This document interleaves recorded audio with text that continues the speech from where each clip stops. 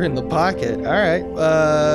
How do we want to... Do you want to do the intro? Do you want me to do the intro? Do we have a lazy intro where we just start talking like right now? And here we are. What do you want to do, Michael? I think you retroactively made it the third one with the way you sold it. I knew I did, and god damn it. I really don't want this to be what people hear. Because it could be someone's first interaction with work from us, but you kind of locked it in. It's a lazy intro. It's a lazy intro, everybody. Hey, I'm Abe, and this is Frame Rate. I'm one of your co-hosts. I'm here with my other co-hosts. Lazy Bones Swaim, they call me. And I'm your other co-host here on Frame Rate, the podcast where we rate frames, which means talk about movies. God. I'm sorry. I'm just, I hate you. We'll make up, though. We'll get over it in time. Totally. Yeah. Totally, in time. But yeah, so we're here with a special guest who doesn't like to speak until we introduce him, so I'm going to do that. Guest, introduce yourself. Hello, my name is Daniel O'Brien. I am the 2014 winner of the Asbury Park, New Jersey Battle of the Bands. Congratulations. That's it. That's the only accomplishment I have. That's the only thing to your name. Yeah, that's the only thing that I've done. And was that? I know it's taken me 6 years, but I just wanted to say congratulations about that. By the way, was that with the Criminals? That was with my high school and college band, Lunch Money Criminals. Yes, that's correct. Nice. Wait, 2014? There's no way that's true. I was going to say that's 7 full years after 2004. I graduated God college. forgive me. 2004. Asbury Park, so New 16 Jersey years Battle ago. of the Bands. I'm sorry. Yeah. That's even longer. That's okay. Congratulations. And here I was thinking I was going to come into this podcast as a voice of order to make it clearer for listeners, and I've just made things so much worse. Yeah. God. With false information and confusion. That also would have been a huge bombshell if you were casually revealing that mid-working at Cracked, while you were going blind in one eye from overwork, you were like, yeah, I kept Lunch Money Criminals together. We were winning battles of the band, dude. I flew back to Jersey for that. Yeah, I was like 3 days in Los Angeles and then 2 days in New Jersey and then back to Los Angeles for a day and then back to New Jersey for a day, just for the battle. It's that tour life, man. Yeah. Let me ask you this. If people Google the phrase Lunch Money Criminals, will they hear your band? There are a couple of videos that people who are not in our band, like unsanctioned folks, have put up on YouTube, and there are I have no interest in trying to take them down. I am embarrassed by some of them, but there's a couple that I watched and I'm like, yeah, I was in a band and we were cool, and that's fun. Yeah, good for you, buddy. Thanks. I've been in a band. Yeah. Bands are cool. We miss you. The band misses you. Oh, I miss the band too. Oh, yeah. So This is Band Rates, the podcast where we rate bands. That's true. And in addition to the award-winning Lunch Money Criminals from somewhere between 2004 and 2024, I was also in a band with Abe Epperson and Cody Johnson, friend of the pod, and Brendan Carter, friend of the pod? Friend of the pod, yeah. And Michael Swaim, friend of the pod. Yeah. I mean, Michael Swaim, pod of the pod. We're all fops. Fops and pops. Yeah. Yeah. That was called The Gross Little Bugs, and then The Fantastic Little Guys, various things. Milk. Yeah. Still exists. Don't recall that one, but, who can say? Yeah. No one will ever be to say. Yep. Speaking of laziness and criminals, let's talk about a bunch of slapdick blackmail attempts culminating in Murder Most Foul, because it's time that we finally talk Clue. I want to, so just to give some listeners some kind of context, I've done this show before. I've been very lucky to be asked to do this show. We talked about Groundhog Day. We talked about Thick of It, and I think one other, Maverick. And what I learned on my last appearance was that Michael Swaim had, at that point, never seen the movie Clue, which for me had been like such a... It's like Monty Python-esque in that if you were a young comedy nerd and you found someone who had also seen it, you were like, "Oh, good, you're one of my people. You're like a safe person to talk to about comedy because you've seen this weird shit. And I just assumed because Michael has such strange comedy nerd energy, such strong comedy nerd energy that I assumed all of my cultural experiences were also his cultural experiences. So finding out in our mid-30s that he had never seen Clue was a huge bombshell to me. It's like finding out someone in music hadn't heard the Beatles before. Right. Wow. Yeah, I remember that, and I remember us both kind of going, really? It wasn't as important to me in my development. And I have to say, coming out hot, I guess, I rewatched this because we did a Clue sketch at some point last year, and I have to say, I don't think it holds up. Personally. Well, I also want to say that's when this first came out, is I bullshitted my way through a Clue sketch without having seen Clue, and multiple people were very upset. Katie Willer was also displeased to find this out. Let me ask you this. Does the board game Clue, aka Cluedo, did they release the movie internationally as Cluedo or Cluedo? First of all, no, just Clue. Cluedo? No, it's just Clue. Okay. No, but it is in it's based on in England the Parker and Canada. Brothers. It's called Cluedo, I think, for some reason. I think that's what the game is based on. Yeah. Yes. And then this is based off the, board game being popular across America. But I wish I had that answer for you, Michael. When this movie came out a year before I was born, I don't know what they were calling it in Canada. And that's really what I wanted to get at. Is it's kind of crazy that this may be the earliest adaptation of a non-traditional source that I'm aware of. Like, nowadays we're adapting single tweets into Quibi minisodes, and I don't even, nothing means anything. And we should be. And we should be. Strong on Quibi. I'm very excited for the Reno 911 revival. But that being said, I was amazed how old, because Jen was, my lovely girlfriend, was like, I'll watch it with you. When did this come out? And I guessed mid-90s, because I saw it on Comedy Central all the time in passing when I was growing up, only to realize it came out the year I was born, 1985. And I was like, damn, that was forward thinking insofar as I think it's one of the earliest production teams to say, fuck it, I don't know, a board game. Let's adapt a board game. I think it was ahead of its time in that regard. I mean, if this is the 80s, then this is also, and someone can correct me if I'm wrong in the comments so I can ignore it. But if this is the 80s, this is around the same time where like Transformers existed as a toy and then became a show or something like that. Like the 80s were a pretty wild west of anything can be anything. Let's just co-market everything as everything, and just like we own this property, so what can we do with it? The boy version of Polly Pocket, what was he called? He got Mad a show. Max? Was it Mad Max? Magic Max? Magic Max? It was Max something. Definitely. And there was a rooster named Virgil. Anyway, okay, so that provides some context. I am always delighted. I feel like the movie's foundational, if only to complete my relationship with Tim Curry's career. Yeah. Because Mighty it Max. seems like a Mighty Max. That's the one. Thank you, sir.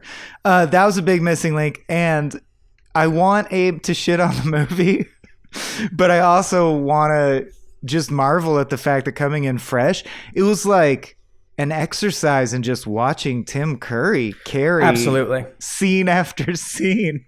Like, you have all these heavy hitters that I also can't believe, as the cast unfolded, I was like, oh, I understand why Dan felt that way. Because Martin Mull is someone who I constantly sing the praises of like, no one knows his name. And I know comedy nerds do, but like, the world should know Martin Mull's name. I think he's so great.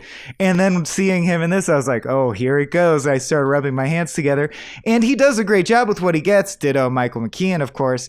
But I would argue that it felt like on a script level, Tim Curry is bringing like 75% of the dialogue.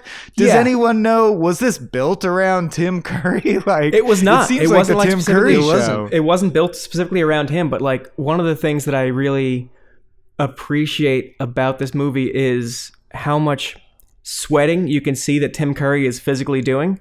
Like, they don't do anything about mopping that up, because by the end of this movie, he is sprinting around and speaking a mile a minute for a movie that is shockingly long. He's saying so many fucking words, and they're just like, let him sweat. Let the people see the work. This is a Bruce Springsteen show. Let him see the sweat. I don't think that was supposed to be sweat. I think it's because he gets in the shower, because he has that bit where he's like, what's this, another door? And then it's just a shower. And so he's wet for the rest of the movie after that. Wait, what's that bit? When the last time the lights get turned off and everyone's trying to search for stuff, and he finds what he thinks is a door handle, and it's actually a shower knob. And he turns it, and then we hear him with the squeaky shoes as he comes down the stairs. That was I mean, I think he was legitimately sweating, because that was quite a performance. I'm not shitting on the movie. Is not going to take anything away from Tim Curry. No, at all. And also, I think you guys are absolutely right. Tour de force. I do think it's also worth pointing out, as much as I'd said earlier that this had been like a shibboleth test for other comedy nerds, I have since recognized that it is very divisive in the comedy nerd community, I've found.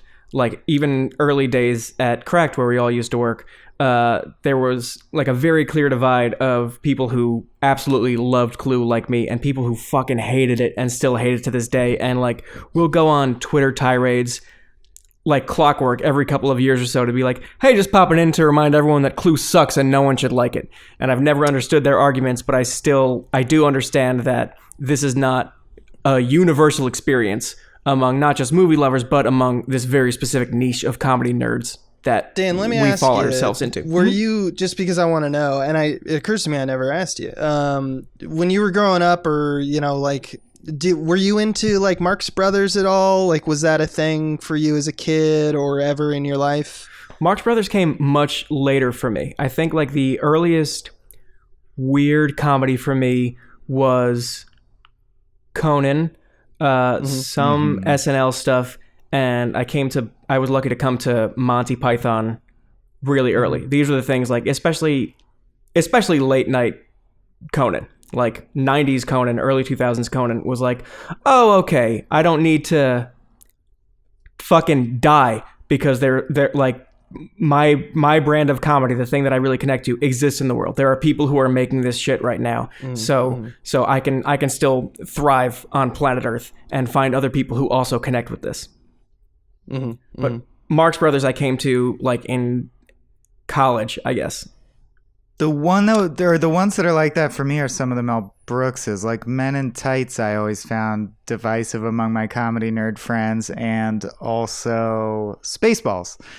There's people who think Spaceballs is like the best thing ever, and people who think if you take away the Star Wars references, it's like really lazy and mediocre. I mean, you see the Mel Brooks footprint in this film. Oh, definitely. Like, not just from a cultural perspective, but literally. Like, I think there's a lot of the casting was done in that way. I mean, I wrote Young Frankenstein vibes. Eileen Brennan's in it and stuff like that. Like, there's quite a bit of people who, like, kind of came up with them, you know? Yeah. Yeah, very Madeline. very It's early in my... Madeline Kahn was the big tip, but very early in my notes, I'm comparing it to Young Frankenstein, definitely. Yeah, exactly. The entire cast is comedy ringers, with the exception of whatever guy played Mr. Body, who I guess won a contest or something. He was. This is really weird because we had another podcast with Tom Ryman where we talked about an avant-garde film. And one of the cast members of just like a random person that was in it was like a punk rock like icon. Apparently Mr. Body is a punk rock icon. Oh, really? Yeah, I looked this up because I never seen him. I'm like, who the fuck is this guy? Because he's kind of terrible. Lee Ving is the name of the actor / musician, and he sounds like a pun worthy of the movie. I'll just be Lee Ving. Yeah, Lee Ving. Right, and he was the lead someone in a singer movie.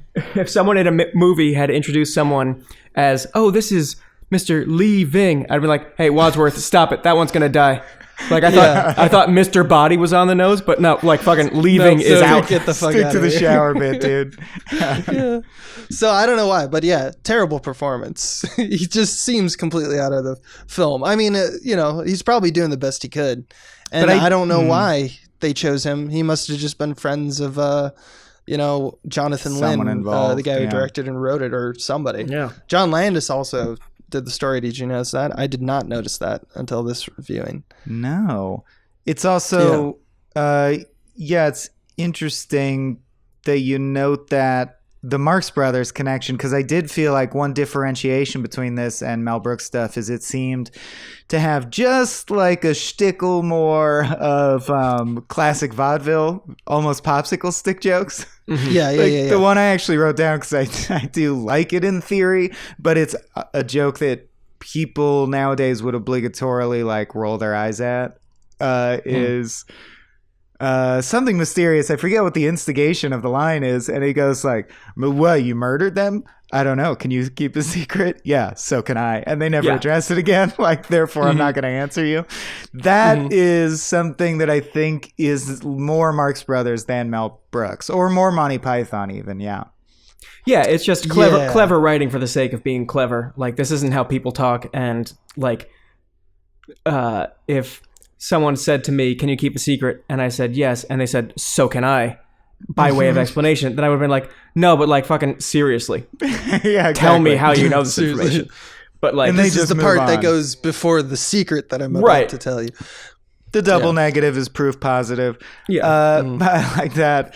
But there were a couple. I think there are like major clunkers that are lazy as hell. Like, I can see why this also got mulched up and rerun on Comedy Central when I was in my tweens.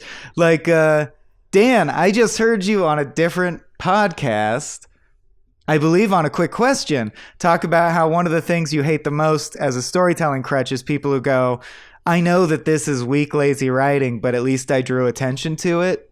Mm-hmm. And I had that same knee-jerk reaction away from the, to make a long story short, "you're not" joke, which they repeatedly do. Is like, look, I'm already buying that Tim Curry's going to exposit 70% of the plot. Yeah.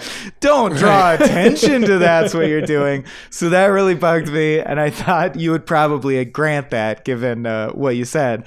And then the other one is... oh man, it just dates it so perfectly. What is she? She says like, "Forgiveness for a murder is as improbable as sex after marriage." Am I right? Yeah, Get my husband off my back. I have a headache, honey. It was just very like of the time.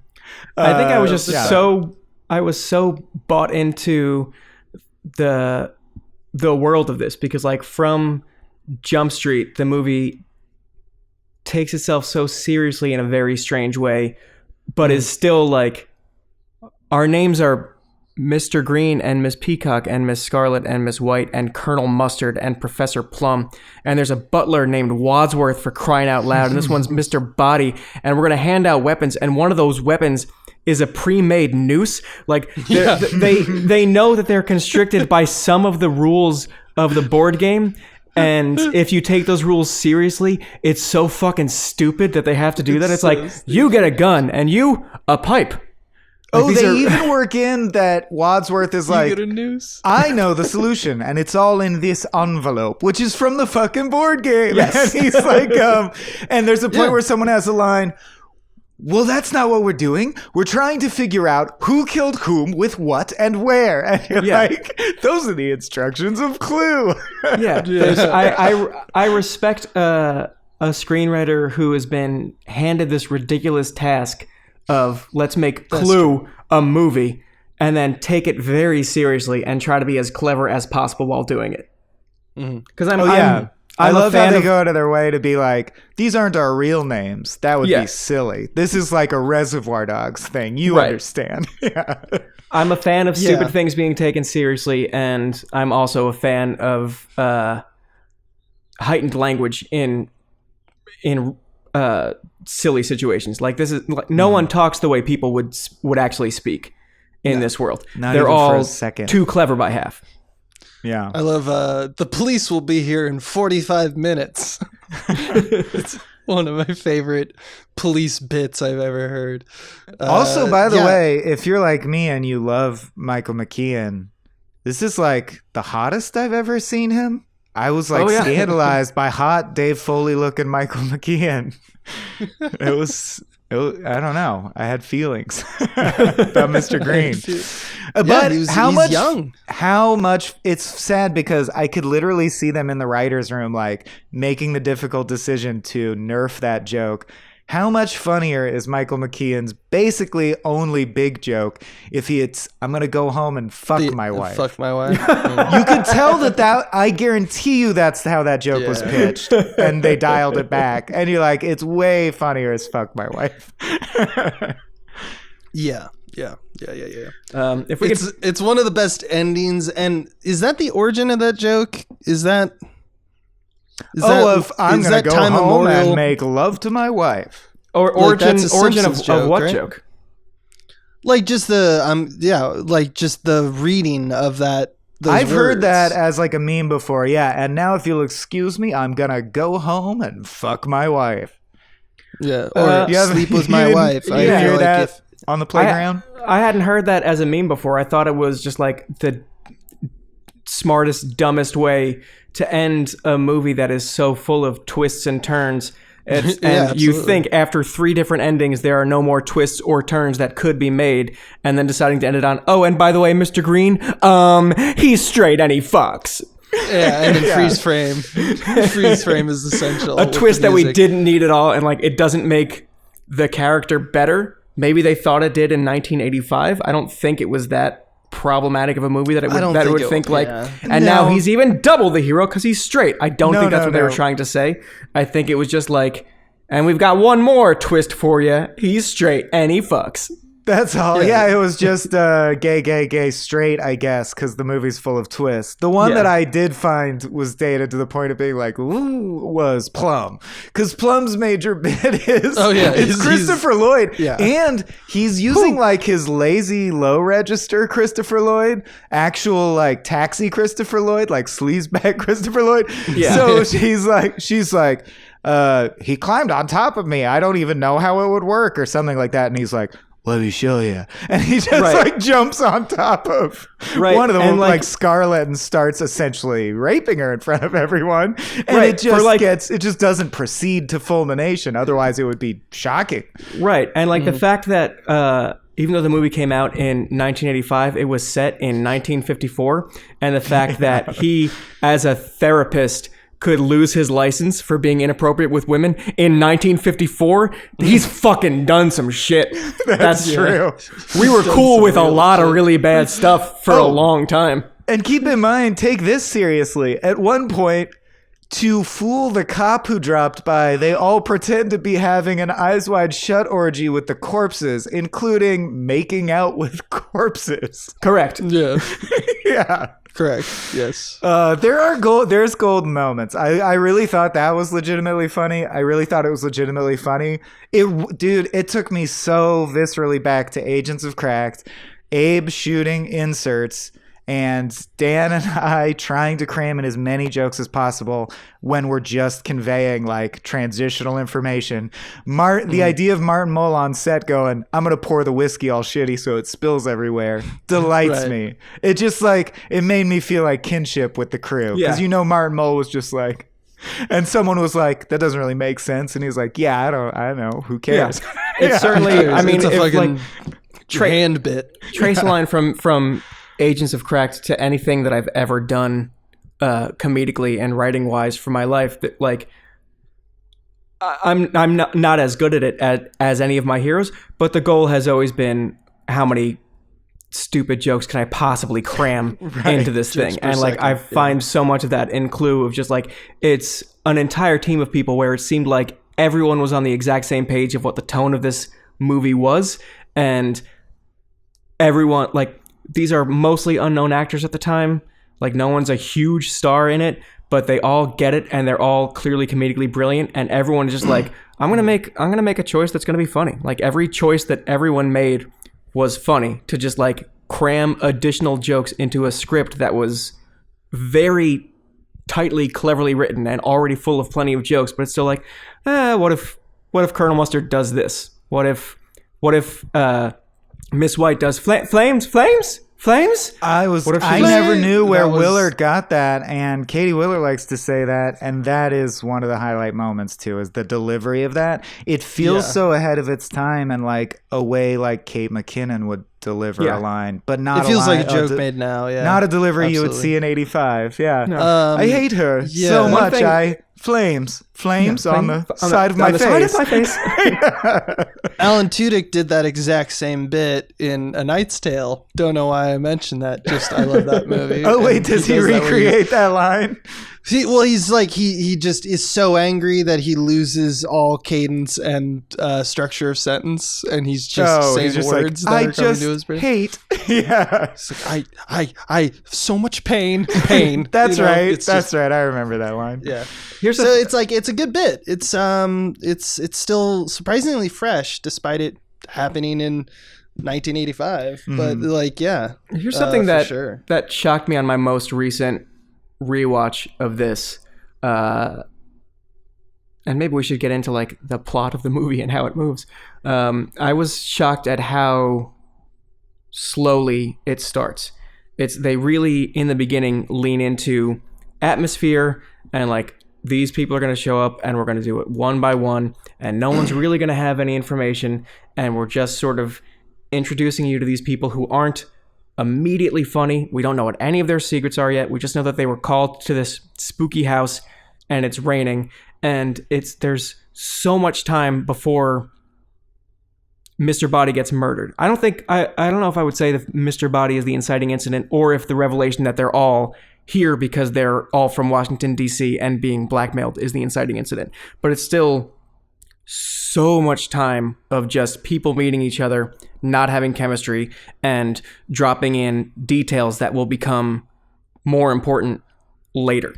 Oh yeah, including like Scarlett's car breaking down so she gets a ride with Plum. Very atmospheric for a movie that's quickly going to devolve into Tim Curry going like, we don't have time. I got to explain. This happened in this room. Now we're going here. a movie that ends with three endings. Three different endings, and B, Tim Curry taking you by the hand and explaining to you exactly what happened beat by beat. You don't really need all of this information to like, I don't need to solve this mystery. It's not an Encyclopedia Brown book where I'm trying to solve it before we get to the ending. The ending, they're going to fucking tell us everything. But that's why it's so strange to me that it starts so like slowly and dryly and atmospheric, knowing that it's going to get so crammed full of fucking jokes 2/3 of the way into it. That's interesting to me, because I think that kind of is one of the cruxes of why I don't feel it holds up as much as I thought. And maybe it's just me. I can, I might just, have to step down from my high horse on this. But like, it's definitely like the filmmakers, when they made this, were thinking of things from the 50s. They were thinking of things like Howard Hawks and Preston Sturges. The writing tells you that. But it's like, it feels like they were talking about like Arsenic and Old Lace, or like a Cary Grant film, when they're talking about the tone that they're achieving. And that is kind of speaks to what you're talking about, Dan, about like how it like kind of eases us into it. And remember, at this time, this is filmed like in the 80s, comedy was kind of in a different place. You have to say that this was not coming out the same year as, but like around the same time as things like Stripes, or I guess like Good Morning Vietnam, or something like that. It's a year after Ghostbusters, I think. Porky's, yeah, exactly. So there had already been an update, as we all know, as we've been like a part of comedy as most of our lives at this point. It moves, and like the types of jokes that we tell, but it's also the way that we tell them is changing. And this is like a toss back to the older times of how jokes were told, in a way. And I like that they kind of put that costume on and played around with it, but it was told by people who I don't think were particularly funny. I'm not talking about the performers. I'm talking about the writing in general, which we can talk about like what goes on in this movie. But like the jokes themselves, hit or miss, just like any comedy. For me, even like, I remember growing up and loving this film because I was absolutely enthralled with, Tim Curry running around and that, that ding, ding, ding, ding, ding music and stuff like that. Like, who doesn't want an act 3 of their movie to be just a Cliff Notes version of the plot with Tim Curry running around to that music?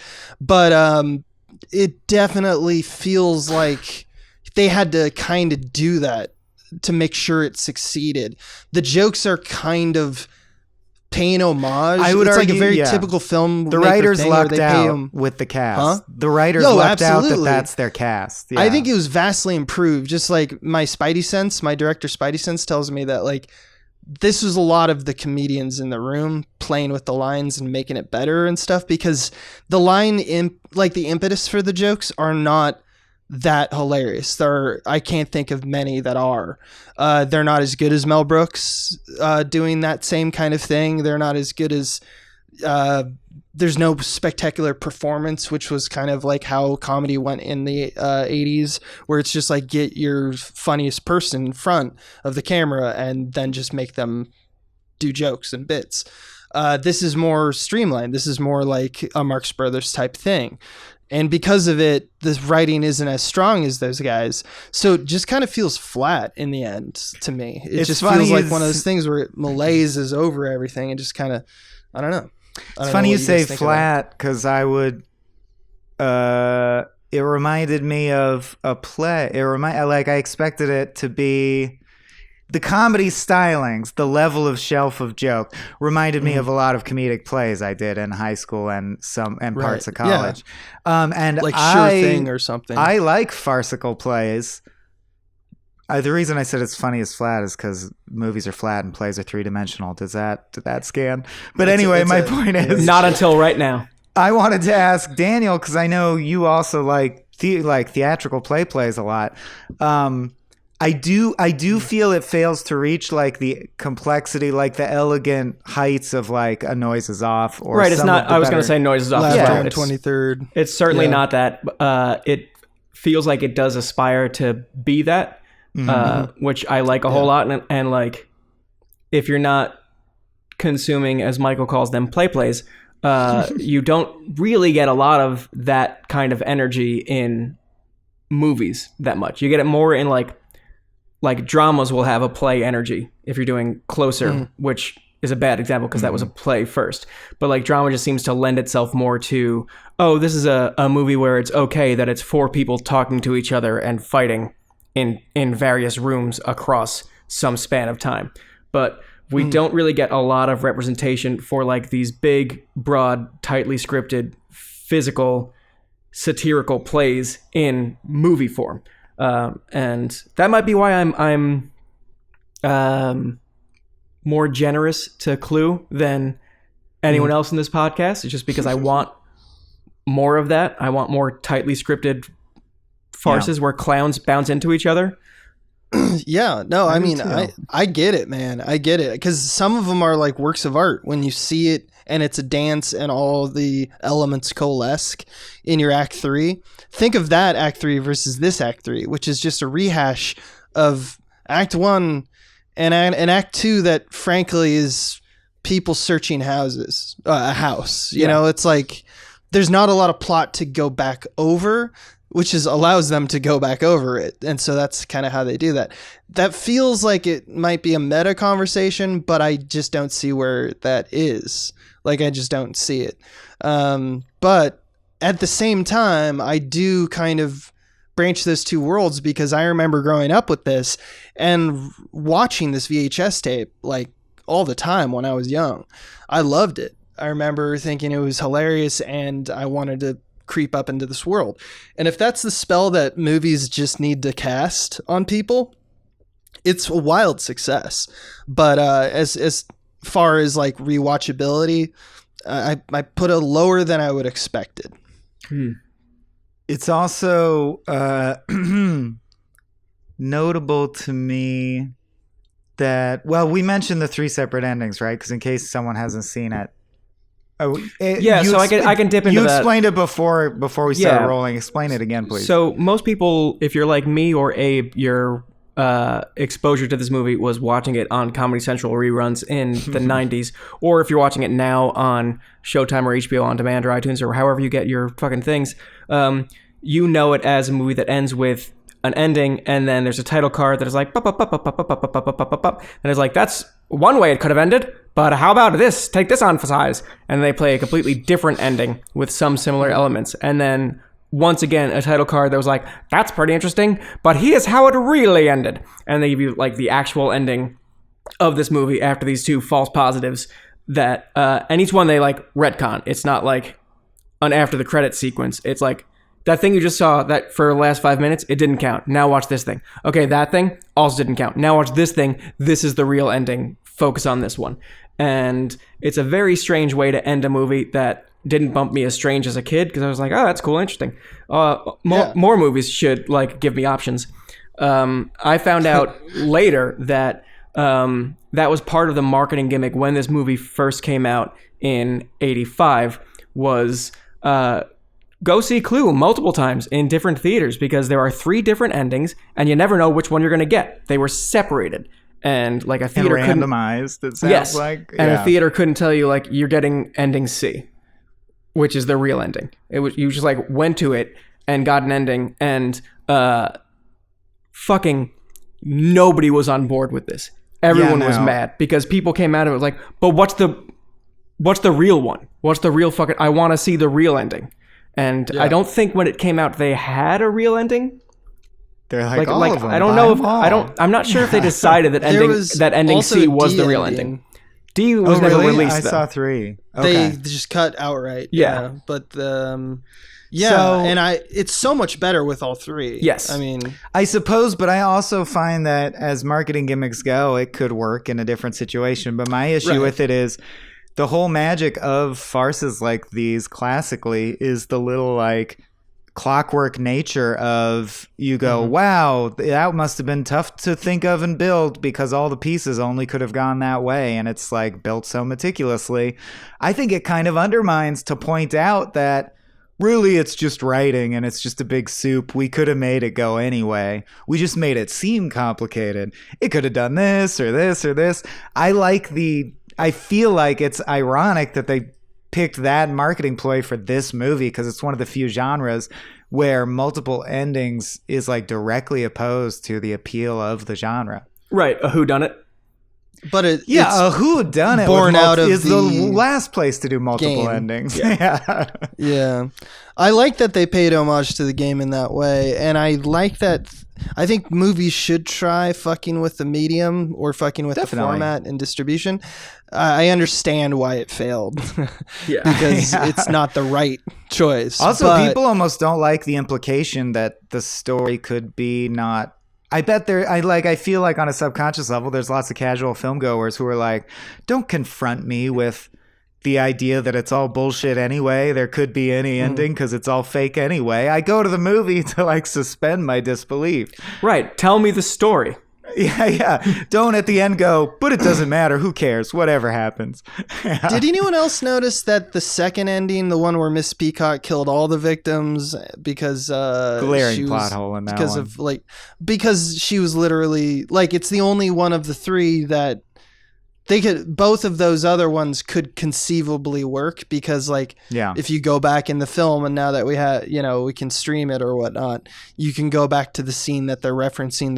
There's one person who's missing from that scene, and you can write it down and follow the logic, and the second ending just breaks that entirely.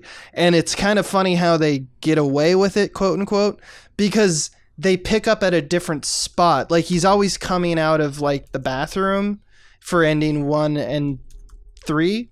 In ending 3, he comes out right where he left off, kind of at like a literal point where we remember in the footage when he did it initially, and then as if he were to say some different things now. But in ending B, they had shot a whole different sequence where he's like, and then she went boom, and then boom, and then boom, and she did it. And it's just like, but that's not how that person died. They died in that room. Well, the one for me in ending 2 is that Scarlett goes, and none of you will tell on me because I have leverage against you. And we already know what all the leverage is. And it's all like you had sex with a patient or things that are all bad. But she just literally admitted she murdered 6 human beings. Yeah. You're like, dude, you got nothing on us. Relatively, you are fucked, Scarlett. Right, Mr. Green can be like, Mr. Green can easily just be like, no, I'll just tell the FBI I'm gay. You're like a fucking serial killer. You fucking goblin. I bet they'll go easy on me. Maybe. Also, Mustard's was legit though. Mustard did a full-on All My Sons. Like Mustard's plot, which they toss off at the end, like in one line, he's a war is like, profiteer. oh, by the way, I made faulty machinery that killed a bunch of our boys in the Pacific, and you're like, holy shit, that's dark, Colonel Mustard. maybe it's just because we have the benefit of time, but halfway through I was imagining him to just like, he doesn't have glasses, Plum doesn't, or Green, what's his name, Colonel Mustard doesn't have glasses, but if he took them off, he was like Gene Parmesan, Right. Oh god, yes. and that's why you don't kill someone with a canister. Like, it's just, it felt, he also looks really young, so like some people may not make that connection, but yeah, he what's his name, Martin Mull. I do think there's some ways in which his weird genius shines through. Yeah, if I was the killer, I'd kill you next was pretty intense though. Who would say that in that situation? I do really like I came into money during the war when I lost my mommy and daddy. Yeah, and 2 corpses, everything's fine. yeah, exactly. So there are solid jokes and really good performances. Yeah, I still every time laugh at when like the singing telegram girl is killed, and they just open the door, look at her, and they're just like, who's that? And they close the door. Like that's it. Like there's like it's like a mime joke, right? You watch these group of people over the course of one bad night just get so immediately accustomed to death, senseless death, that it's like, okay, like look, we all grew up 25 minutes ago. This is just another one. It's fine. Is there a restroom? Oui, madame. None of your business. Oui, madame. Yeah, oui, madame. None of your business. Could be number 2. Is anyone else? I wouldn't say bothered, but I found it like, look at the balls on these guys, like writing a board game movie into like a shallow allegory for politicians destroying like the government. Oh my god, it was communism. Very heavy-handed on the like. I used to work with maniacs and psychopaths. Now I work with the UN. So your work hasn't changed. And I'm like, that's such a highly politicized viewpoint. It's so to hide in and this like, movie. They're killing, the U.S. should be out of the United Nations, damn it. Mr. Body, which probably represents like a government or the people or something. But what did you guys think of, like, maybe I'm looking too far into it. That's but, from like, the game. Mr. Body is the victim in the game. Right. But like, it just feels like that was them grasping for straws. Like, do you feel like that was, as comedians, do you feel like something like that is necessary to make a board game movie? Because I'm trying to think of like even remakes of like, I don't know, like they layered in or something. They layered the one thing that feels like they just had to put it in and it has no connection to the board game is nowhere in the board game does it say there's blackmail and everyone involved in the game works in government. That was a very weirdly specific layer to add. Like, yeah. I don't know. I wonder if I agree with you though. They probably were like, that's the substance though. You got to like thicken this up. It's just a board game. Yeah. I think so speaking as a comedian whose favorite jokes to make are the ones that people don't really like because the point of them is how long they take and how much thought went into them. I really like that they did this. Like the idea that someone is just commissioned by fucking Milton Bradley or whatever and it's like, look, the game is popular. Make a movie that's the game. And a person would be like, wouldn't it be really funny if I pretended this movie about the game was very serious about politics in the 50s somehow? What if I made one of the characters a war profiteer? And what if I made one of them a widow who had been profiting off her husband's death because things were tough for women in the 50s and then never again? Or what if I made one of them a woman who ran an underground brothel? And it's like, these are things that I don't think the screenwriter thought was like important to bring to people's attention to in 1985. But I fully co-sign the idea of like, this movie Clue could be funny. Wouldn't it be even funnier if the screenwriter thought it was important? And I'm going to try to infuse some of that energy into it. The first one of the first shots is the McCarthy hearings on TV. Yeah, like, are you weaving themes into the Clue movie? Yeah. And which, like, I understand why that makes me a self-indulgent writer. Sorry to interrupt you, but I just wanted to make. No. I wanted to get ahead of that. I think you're right. I think you're zeroing in on why they did it, because, like, it's definitely that, or at least to me it is, because they kind of tip their hat in two of the endings where they say literally communism was a red herring. Yeah. But it is strange that even if, first off, the problem comes up to me is that, yes, the communism was a red herring in terms of, like, if you were looking for, like, a communist plot or something, but it's not a red herring in that you're still talking about all the other stuff that you were talking about. Like, these are all a bunch of corrupt politicians. They are all Washington, D.C., like, elites, and they're terrible. And that's fine, but it's just, you did that. You can't get away from it by saying it was a red herring. It's not the same thing. You can't equate the two. So I just thought that was like a bit of a stretch on their part. I do enjoy, like you were saying, making, a mountain out of a molehill is kind of a great thing to do with a joke, especially when it's like, what is the allegory, though? Yeah. Well, there's no fucking allegory. It's about, like, falling into each other and boobs and stuff. I don't know. Right. It's fucking 1985. It's not. I understand why no one liked it when it came out in theaters, because my favorite joke is a joke that doesn't show up on film, and it's just the screenwriter snickering to himself. And, like, I understand why that's not. Why that doesn't play. No, yeah. But in your head, you're at home and the thought's there and you're there and it's perfect. Yeah. No, I get that. I think I've just decided that I'm on the same page as the screenwriter. Is like, I think this is funny for the same reasons that you think is funny, and I'm on board with all of it, and I co-sign every inch of this film, and it's perfect, and anyone who disagrees is wrong. There's a bit at the beginning. Yeah, and it rules. Unless, Mike, did you have anything you wanted to say about that before I segue to different topics? Not about that. No, go ahead. No, there's a bit at the beginning with the stepping in the dog shit. And I want to ask you if you guys thought that actually worked, because it's 3 beats, right? And what surprised me about it is that it's kind of relative to its time. It has a pacing that is more irreverent, and it's quicker in a way that is more like current comedy. And by that, what I think I mean is that, like, there's like 4 scenes in a row, and 3 out of the 4 scenes have the dog shit bit. And so the idea is that he steps in it and then he smells, and then Tim Curry steps in dog shit and he smells it, and okay. And then Yvette, he meets with Yvette and she smells it and she thinks that maybe she did it. And then Miss White also thinks that. There's this beat in the middle where he goes off to the cook to talk to the cook, and she doesn't have that bit. And I was like, that smells like shit is the joke I got retroactively. Oh, I didn't even catch that. That's kind of tough to, like, in that room the shit smell is so strong it's not differentiable, was what I thought. The monkey brains. Because the food I want to say that's not also local to DC. Yeah, go ahead. Interesting. Monkey brains are not popular in Cantonese cuisine, which he says twice, and I would say by modern standards that's considered like a ooh thing to say.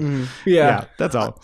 I'm not sure that I guess my question is, from your, like, would you ever do that? Would you ever write like not plant and payoffs, but like the callback bits, like just double jokes, or just the idea, and like if you're writing TV or if you're writing a movie, if you're thinking about, like, I have to space the beats so that it feels like, oh yeah, and remember that bit, and that's kind of the joke, you're leaning into that, you're going to do them like within 3 minutes of each other.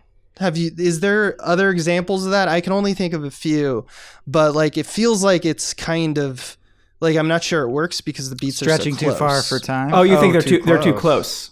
They're so close. It's like within 2 minutes, and I could see how. Well, the classic I don't know, example that will shut you right up is one of your favorite film jokes of all time, which is in Stephen Shaolin Soccer, where they repeat the same footage immediately with 0 time separation. Because the reason I think that one's good is because it's twice and only twice. Because it comes out of nowhere. Well, you can have whatever weird likes you want. All right. It's fine. So it's Michael and it's fighting. It's fine. The time-honored comedy rule of 2s, sure. Yeah. I can't give you a satisfying answer because like I could conceivably write a 3-beat joke that happens very quickly, right. Or I could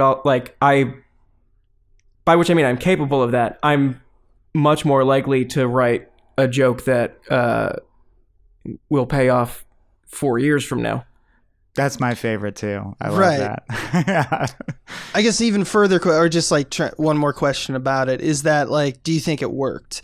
Because like it's kind of the biggest beat at the front that introduces your characters and like the situation, and usually you kind of like conventional wisdom says in your movie to kind of like not necessarily if this was a hero movie to save the cat, but in a comedy to do a joke. It should be like not a killer joke, but like it could be a pretty damn good joke. It should be, right? That's the idea. I would say it. I don't think it works if there's one weak point in this movie, which there's not. It might be this, just because we set up the dog shit so early, and the payoff isn't very strong.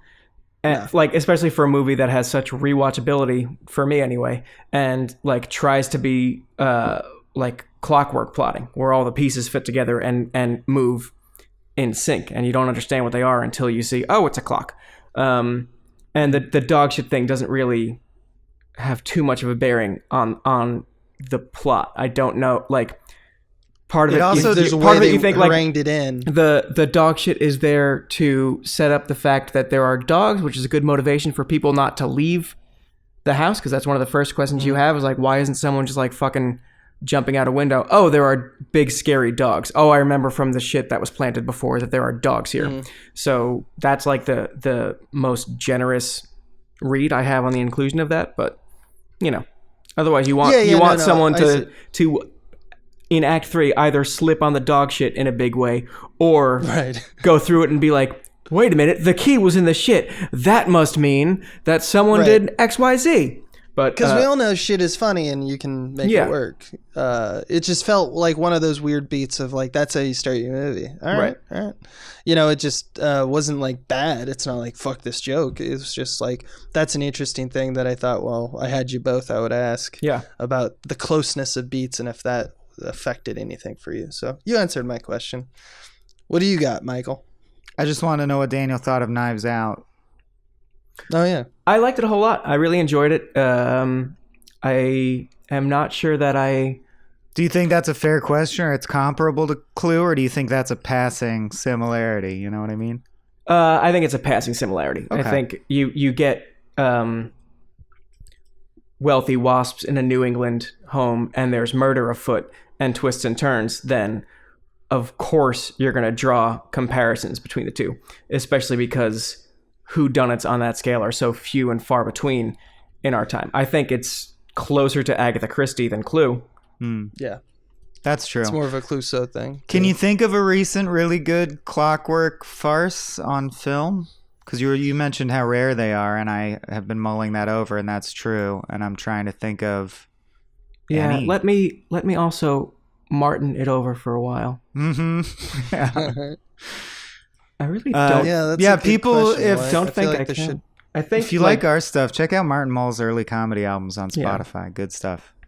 Also, I think one of the reasons that because I've watched Knives Out like 4 times now since it's come out, and I went from leaving the theater and immediately being like, everyone go see this movie right fucking now, to where I'm at now with a little bit of time, where it's just like, I think I just liked all of those actors, and I liked the idea of doing a movie like that.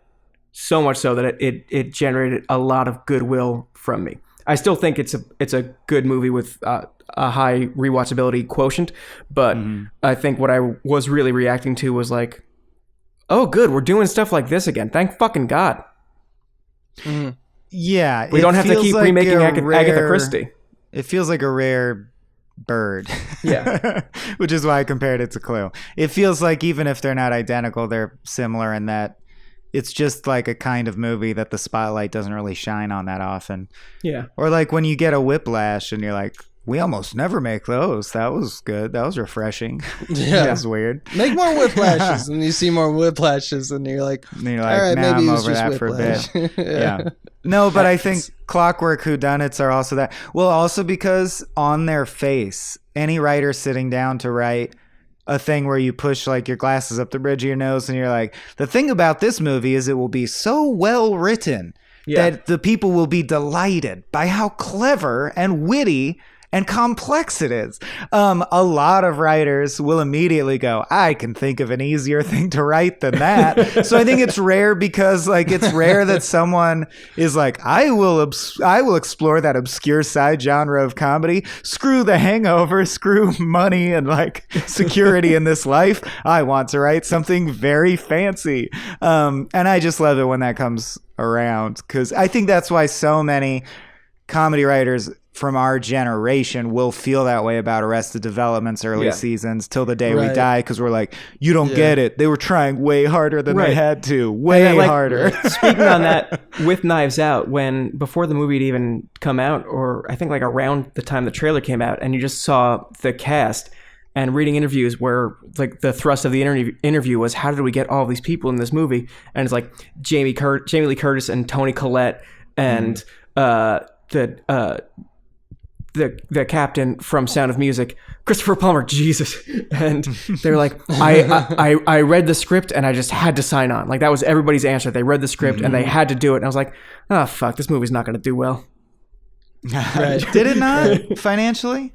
I think it did. It did well enough that it's going to do a sequel, but it's like it's more like surprise success than it is planned success. But if you can afford to get that cast back, you must have made some chunk of change. I imagine the plan will be to do another Benoit Blanc mystery with a brand new cast. With a different cast. Yeah. That makes sense. Right. By the way, if people want to know, the Benoit Ball mystery took $40 million to make. Knives Out took box office was $311 million. Oh shit! There you go. So it fucking did really well. All right. What about Clue? Can you look those numbers up real quick? Clue, it made its money back barely, and it was about $15 million, and it made about $15 million. What do you guys think about the Clue remake? Oh yeah, with Ryan Reynolds and the people who wrote is that coming? I don't know about that. Yeah. Jason Bateman was supposed to direct. He's not doing it anymore. And not doing it anymore. We read the same thing. Yeah. I wonder what that's going to look like. I hope it's not more of the same. I'm sick of superheroes, and I still find Deadpool movies entertaining. So I trust that team to refresh the genre if they feel like it. I trust that there is a reason they were chosen for Deadpool, and they're not like, our identity is Deadpool now. Mm-hmm. That's the only thing that could get in the way. And I doubt they will. A Clue remake is confusing to me because, like, to the people who love it, they really love it. Right. There's also a lot of people who hate it. And there's also a lot of people who are like mostly indifferent to it insofar as like, why would you need to remake that movie that I kind of remember from 40 years ago? And if you're trying to appeal to the people who really love the movie, you're not going to get them because that's me. And I don't want a remake. It's specific to the time and the people involved. I would rather Ryan Reynolds and the team behind Deadpool just like come up with a different whatever they whodunit thing. Yeah. Or it doesn't even need to be a whodunit. Like whatever you want. Like just assemble all of the friends that you, Ryan Reynolds, has as a person who has at this point in your career unlimited Hollywood capital, it seems, to just play with. So don't do something that will not, I don't know, like who could be the audience for a Clue remake right now?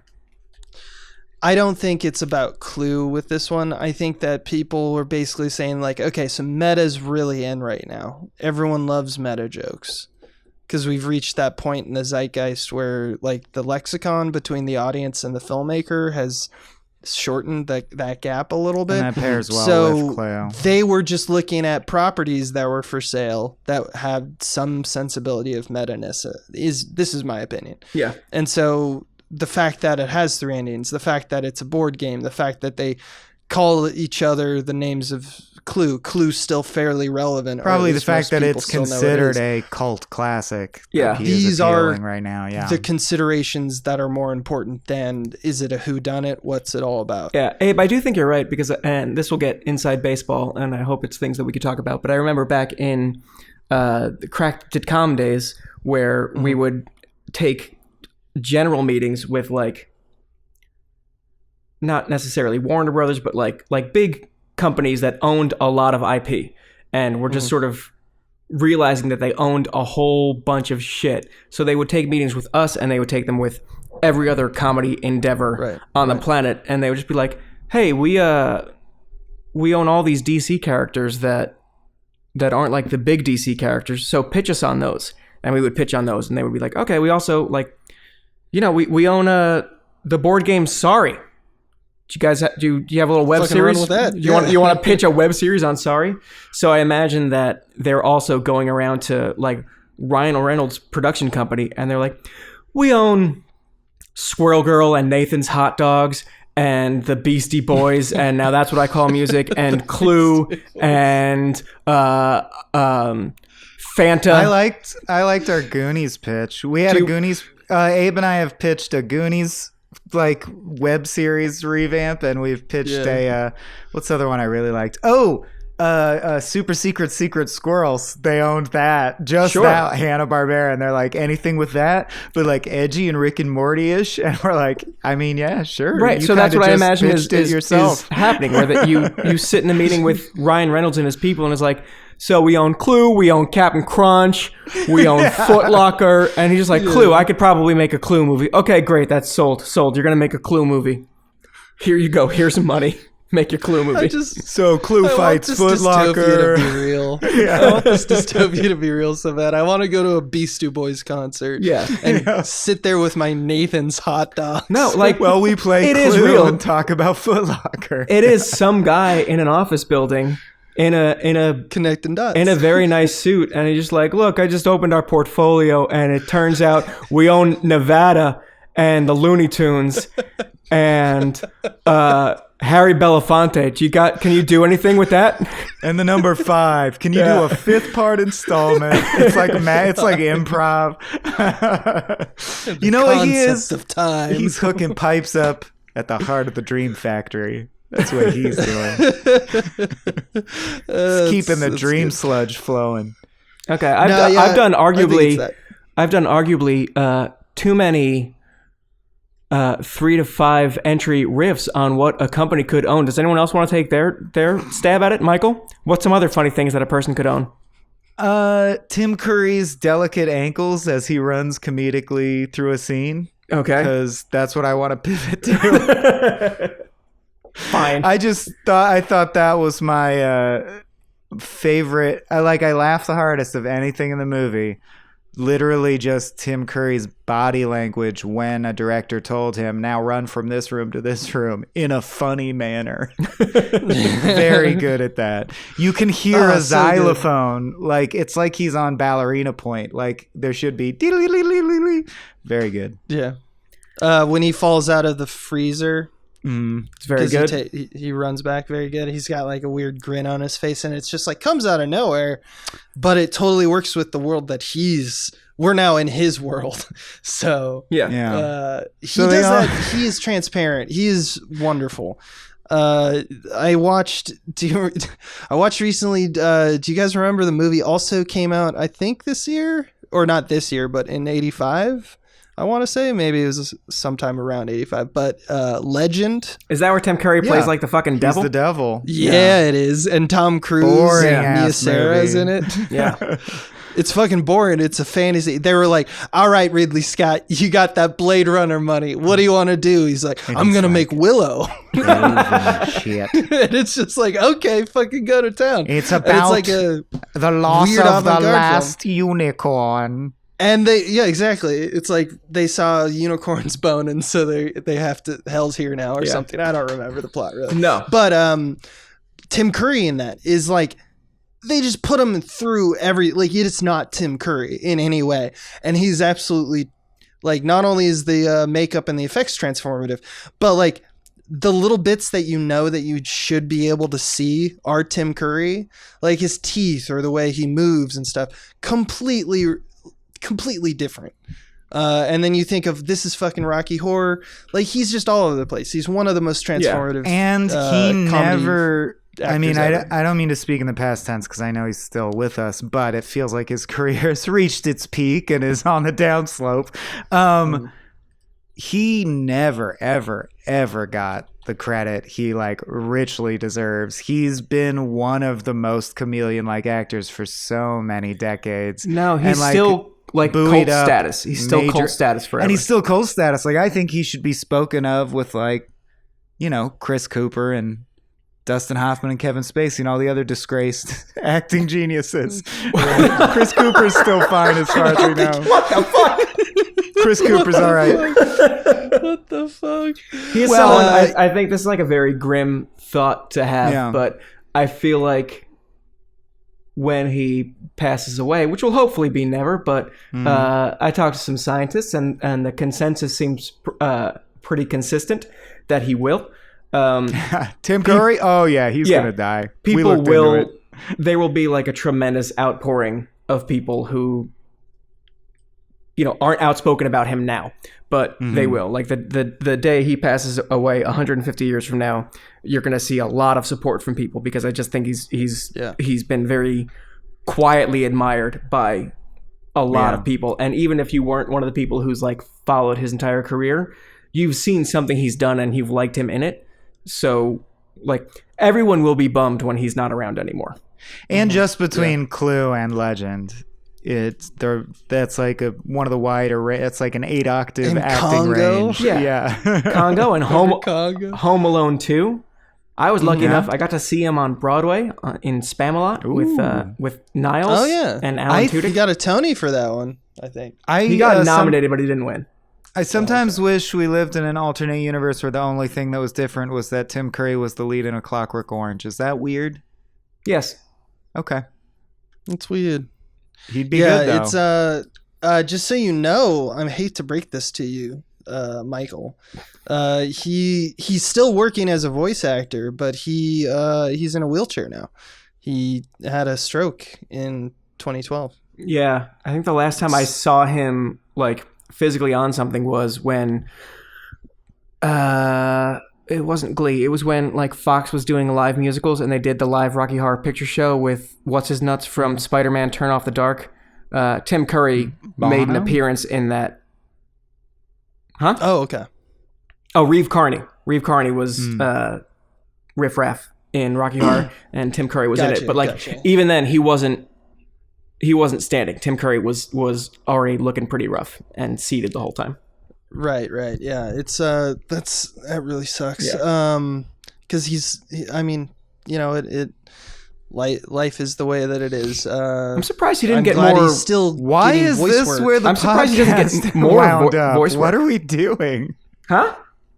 Why is this where our Happy Clue podcast wound up? Okay. What are we doing I can right go now? back because you said the thing that made you laugh the most in this, and mine is still so early in the movie. Michael McKean slaps a woman, and then in his defense says, "I had to stop her from screaming." And then when Tim Curry is reenacting the entire plot of the movie for 25 minutes.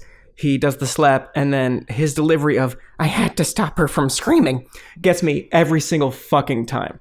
And I think you should go and rewatch this moment right now or whenever this podcast is over, just because Tim Curry pretending to be Michael McKean, pretending to be Mr. Green, and like pushing up his fake glasses and perfectly imitating Michael McKean's voice is so good.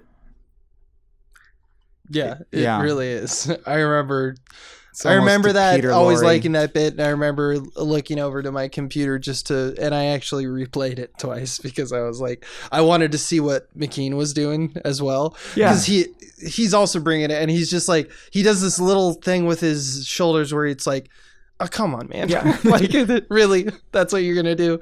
It's pretty perfect. Everyone's firing on high. Other than high Curry, though, center. I would say everyone's kind of underused. And maybe that's just because Exactly. I come from a place where I really know and love Madeline Kahn and Michael McKean. But I'm like, that's all you're going to give Michael McKean? Really? It's Michael fucking McKean. But, you know. But he wasn't that yet. He wasn't. Exactly. At the time, That's true. Yeah. And Martin Mull never gets that level of respect. Yeah. Let's talk about his reason. death. Has he died? No. Where's his stroke? Is it coming soon? I've been waiting. This is frame rate where you're right frame. Yeah, he uses a top wheelchair. The bottom of his body works, but the top it works. is in a chair. The bottom of his body works fucking overtime, but the top needs that chair. Marty. I want like at a base level, Michael. Yeah. Did you like this movie? Oh yeah, I did. Okay. Yeah, definitely. I know you like certainly like celebrated certain parts of it, but I don't know if it moved you or if you like felt bad that you hadn't seen it up to this point. Like, were you pleasantly surprised? Like, oh, this was pretty good. I'm glad I watched it. Or if it was like, fuck, I can't believe I missed this. No, it was more like I'm glad to finally have that under my comedy belt in its entirety. But I will say, like, I did feel, other than what we already like sort of expounded upon, which is it was just a pleasure to watch the cast and have all those memories of like, that fills in a role that I haven't seen Martin Mull in and I haven't seen Tim Curry in. Oh, okay, that's that role. That's something Tim Curry can do. I didn't know that. Other than that, I couldn't stop thinking of how the script, to me, it was like someone who is up to the challenge of writing the jokes and understands the tone, but they're not quite up to the challenge of a truly farcical masterpiece like A Noise Is Off. Right. To me, it was like a 75% of that with a schmear of like, but it's a movie, so I can make stretches and fudge stuff by just fading. And I'm like, if this were a play, you wouldn't get away with that shit. That stuff bothered me. So I think I'm kind of with Abe on that front, but I honestly feel like it's just a pleasure to watch. Like, I would watch all these people just do assorted comedic monologues, which in the case of Tim Curry is almost what you're watching. Like going to a black box theater and watching Tim Curry be like, here's a one-man show about a murder. I will mime everything. Begin. And that's always super fun. Yeah. And the sheer advancement of like the non sequiturs. It's interesting because now that I know that it wasn't done for the theatrical cut and it was like an executive decision, it almost seems accidental.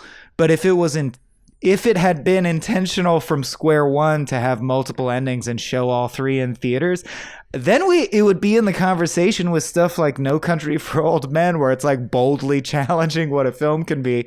So I was very excited about that in a way. It's funny to find out that it's like, yeah, but they didn't really even want to do that. And if you saw it in theaters, you only saw one ending. Because I actually thought that made it seem more ahead of its time comedically than it turns out it probably was. I think so too, and I think just like being a kid growing up in the 90s, watching this movie on reruns in Comedy Central, and also seeing the first Wayne's World, where they have multiple endings to it, I was like, oh yeah, this is a thing that like funny, wacky movies can do. That's Great cool. point. When Wayne's World did it, it blew my mind. I remember that vividly. So if I had seen Clue first, I bet they would be flipped, and I would think of Clue the way I think of Wayne's World, which is like, oh, but they invented this and this, and what you really mean is, in my life, that's the first time I encountered that thing. Yeah. Yeah, that's a good point. It does affect. We have to remember super that downer ending.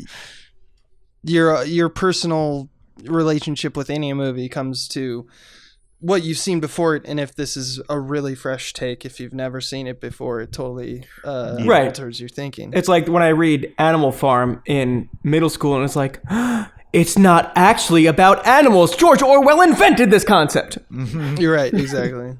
Yeah. He was the first, because this is when I found it. Yeah, exactly. And now I'm going to be a gatekeeper, and anyone who says otherwise is on my shit list. Daniel, have you seen the episode of Freakazoid where Tim Curry plays an Island of Dr. Moreau type scientist?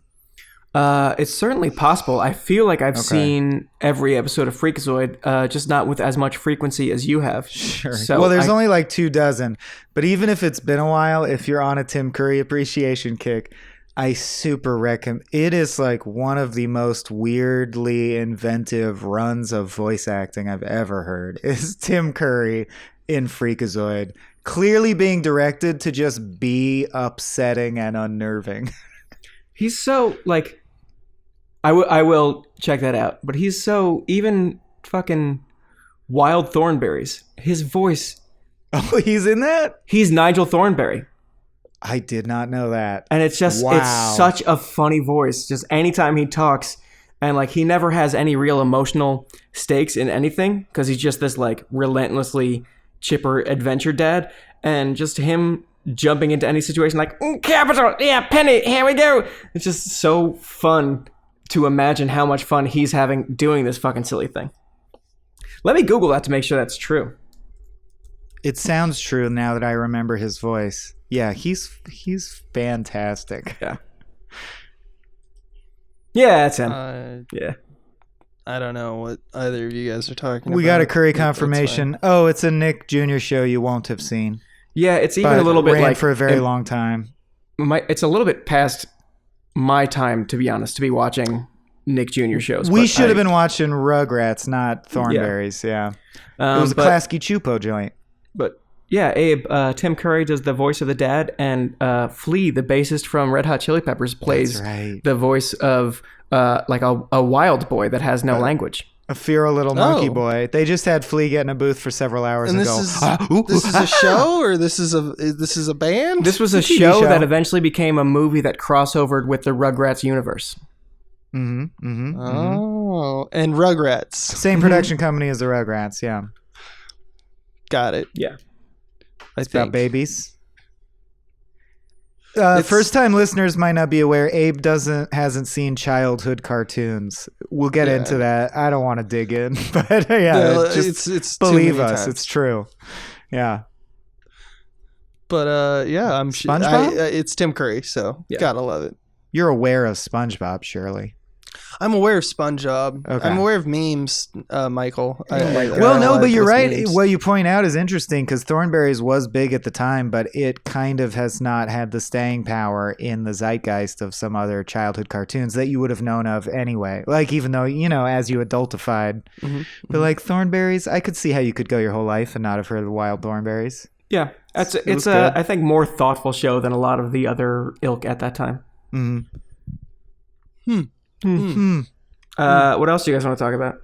I don't know. I think I'm out as far as vis-a-vis Clue. What are you up to, man? How are you quarantining? As of today? I'm doing okay. I just invested in a new puzzle company that I'm very excited about. I was going to ask new hobbies or anything. Yeah. Puzzle company? What do you mean? Explain. Yeah, there's this, it's called Magic Puzzles by Max Temkin. It's a magician based out of Los Angeles who partnered with a bunch of data scientists and artists and other smart people in various fields to make revolutionary puzzles. So the three things that are exciting about this puzzle now, they're 1,000-piece jigsaw puzzles, and unlike other puzzles, every piece is designed to be interesting in its own way visually. Like a lot of pieces you just get you'll just see like a splash of color, but each of these pieces is just like individually fun to look at. And as you put them together, you see more and more details in the puzzle. And then point number 2 is at the end, there's some kind of magic reveal that I don't know yet because it hasn't been spoiled. It's not a magic eye thing. It's not an optical illusion. It's a physical illusion that gets unlocked once you put the puzzle together. And the third thing is you don't like it does a thing. I'm not going to tell you what it is, but when you finish it, it does something. It does something, yeah. And then the third thing is you don't get puzzle dust, which is in the puzzle community unheard of. That's the drug they just made class 1, right? Puzzle dust. Yeah. Snorting puzzle dust. It's a drug, class 1 drug. That guy took a jigsaw to all his kids, I remember, on puzzle dust. Yes, that's right. It was fucked up. Puzzle dust is in like the shavings from cutting the puzzle up? Yeah, the thing that makes the entire act of putting a puzzle together feel dirty and not in the way that you want it to. Gotcha. Oh, I'm a layman okay. in terms of puzzles, so you're gonna. But have that's to cool. The educate me idea at every that turn. rather than just being a random pattern of jigsaw cuts, they are cut around a shape to make the shape meaningful, even just the single piece. That's correct. Neat. Yeah. That's very clever. That's clever. Yeah. You could support them on Kickstarter. Just search Magic Puzzles by Max Temkin, Temkin. And that's weird. You used to write under that name in the early days of Cracked. To me, it sounds like a coincidence. What that means. Okay. Cool. Yeah, but just send your checks directly to Max Temkin. Coincidence. I hope the optical illusion at the end is you driving away in a Ferrari with all their money. Yeah. Just appears. You've been Temkined. What have you guys been getting up to? Yeah. I'm playing a ton of this new Walking Dead virtual reality game. It's phenomenal. Yeah. What do you play that on? All I do is Animal Crossing now. On literally a one of those headsets. You have to like wear like a helmet and it covers your eyes. Jen makes fun of me relentlessly about how there's something extra pathetic looking to someone who doesn't play video games, has no conception of what's going on inside the helmet, that you are just slouched sitting on the couch holding two plastic things, silently looking around and occasionally wiggling your hands through the air. And then I will occasionally go, "This is awesome. Whoa." And she'll go, "This is like the nerdiest shit I've ever seen you do. This is pathetic." I'll be like, "Well, you don't know what's going on in here. It's rad." But yeah, highly recommended. What have I done? David Bell and I are making a video game. Mm-hmm. Oh, cool. Based on The Thing is what I'm gathering from obscure details. Is that accurate? Say it again. The Thing? Is it The Thing based? Yeah, we just knew that we wanted a Wilford Brimley character to be like, "I'm all right." Mm-hmm. Okay. You can let me out now. It's just a really funny thing to us. And Dave does a voice and stuff. I don't know. It was just a thing that we were like looking for a new video game to play. And we've been kind of addicted to it. Like we've been staying up way too late every night, talking about little stupid things like you have to do programming, and neither of us are good at any of these things. Yeah. So it's not going to be a good game, but it's already pretty funny. So how late are we talking about when you're staying up late? How late? It's time is no. Give me the real answer. The real answer is like some days 3-4 a.m. Okay, I like that. Yeah.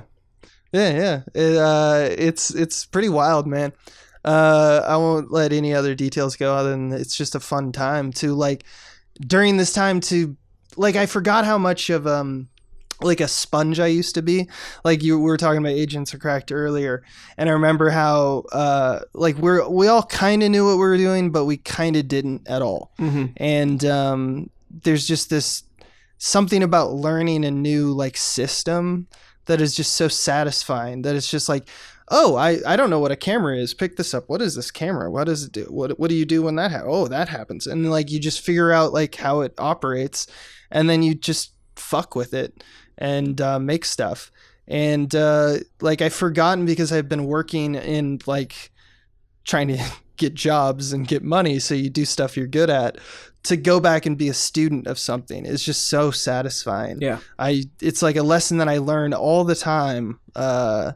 Like every year or few years I'll learn it again, and it always surprises me how you just like have to kind of devote yourself to just kind of being young at heart in that way, and just being like, I don't know what it is. This seems like it's going to be a lot of time for me even to get to the part that's actually useful or fun. Right. And then you do it, and then you're like, before you know it, you're really enjoying yourself. And you're like, wow, I'm glad I did that journey. And it's just like, it's good to be reminded of that stuff, especially when we have kind of a lot of time on our hand, more so, at least for a lot of people. Certainly. During this time. So that's what I've been up to. That's great, man. I love that. I just pitched today at work that we do all the remote interviews for our E3 not filler, but replacement event through Dreams. So now I'm going to build all the heads of all the video game developers that we are going to interview. I'm building them in Dreams so that we can puppet the heads and do the interviews remotely. Oh, that's Dreams. awesome. Yeah. Dan, just so you know, Dreams, what he's talking about is the program, the game, I guess, that we use to make video games. Oh, okay. I didn't know that. Yeah, and Mike and I are also working on one. But that's awesome. That's you great. should do that. Yeah. I use it for I've used it for many things. Like if I was doing storyboards, I'd probably use Dreams to make storyboards. That's how it's like, think of it as like 3D Photoshop. Well, you use basically. it in your Small Beans video series, Small Beautiful Things, to illustrate shot concepts. That's really useful for that. And we're doing so it's like we have to interview, the guy in Sweden who made Cyberpunk, or the lead of that team, but it's just going to be two talking heads and a webcam. It looks kind of lame, and I'm like, well, it could be a talking pie we make in Dreams, and everyone went for it, so I'm really excited about that. That's a really cool idea. They should do interviews that way. Voice, it's also really easy to do the that's what I looked at. That's what stuff. convinced them, is they were like, that sounds ridiculously heavy lift. And I copy and pasted this tutorial where you just plug your mic node widget. This is what Abe was talking about, is Dreams is really fun to learn. It's like, no, check this out. You plug the amplitude output node into your mouth open keyframe node, and without manually animating, the intensity of the volume going through the wire from your microphone determines the position of the puppet's mouth, and so it's automatically lip synced. You can talk in real time, and it goes blah blah blah. It's kind of like the South Park method. Yeah. It's really head flap, they call it. Yeah, it's really kind of like people do really clever stuff, and it's just like anytime any new medium comes out, that it's just like, oh, people are immediately being clever, because obviously people do that. Yeah, like there's always going to be like a percentage of like people who do TikTok who are going to be like, oh, you really know how to do that medium, good on you, or something like that. Yeah, Chris Witt already started a talk show within Animal Crossing, which was bound to happen. That's blown up. Yeah. What a weird time. Yeah. I don't care for it. That's the shit we're up to. Well, I'm excited to hear that you're playing a game, Daniel. I wish I was into Animal Crossing so we could share islands, but I just mailed my Switch and all my games to Griffin because his little kids want to play games, and all the Switches are gone from the stores at the moment. Yeah, my friend just got a Switch Lite, so I think you could still...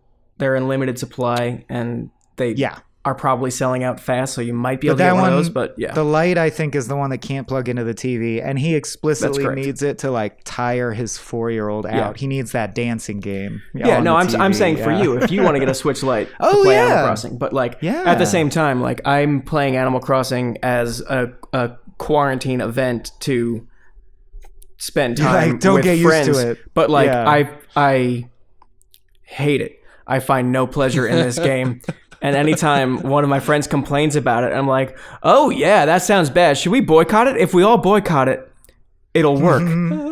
Like, I can't walk away if you guys don't walk away. Like, it has to be all of us. I'm kind of getting bored of it. And you're like, you should tell them. You should tell them you're kind of getting bored of it. We should all just stop playing it, because, like, I can't quit as long as you guys are playing it, because then I'll be missing out. So, like, wouldn't it be fun if we all boycotted because dude, my new workplace is video games centric. I can't publicly be out about the fact that I think it's boring. It causes actual hurt feelings. Yeah. Like, people are like, what do you mean? It's everyone's favorite thing. I know. I'm sorry. I just Crossing. find it tedious as hell. I don't know what to tell you. It's a very strange form of comedy that no one will ever see, but I have, like, a G-chat group with my friends and I who play Animal Crossing, and then I have a separate G-chat group with, like, a larger version of that group of friends that doesn't play Animal Crossing, but a few of us are in both.